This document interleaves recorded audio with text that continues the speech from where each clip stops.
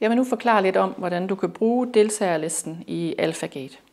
Når du opretter din bruger, så er deltagerlisten på AlphaGate tom, men løbende som deltagerne tilmelder sig, så vil navnene komme til at fremgå.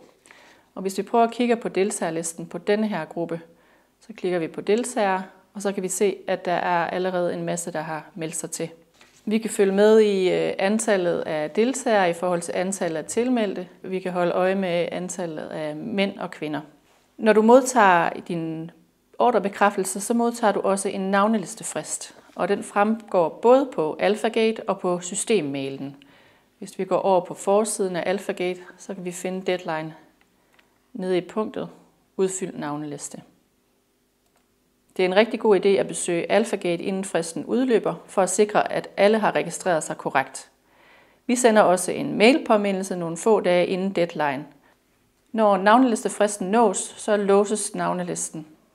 Herefter så kan rettelser kun ske ved henvendelse til din rejserådgiver.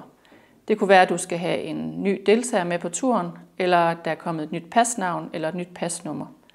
Her skal du altså kontakte os for at lave ændringerne. Det samme gælder, hvis du har brug for at tilføje en deltager. Når navnelistefristen er udløbet, så skal du kontakte din rejserådgiver.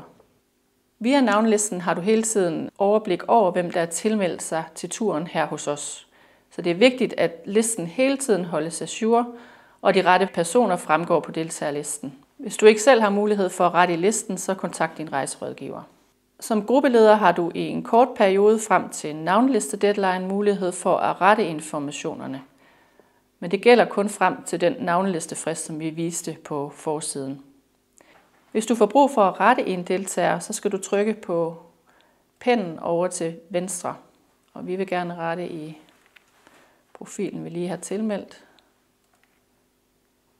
Og det kan være, at vi har skrevet forkert navn. Vi har skrevet Louise i stedet for Lone, det retter vi, og så går vi ned i bunden og siger gem.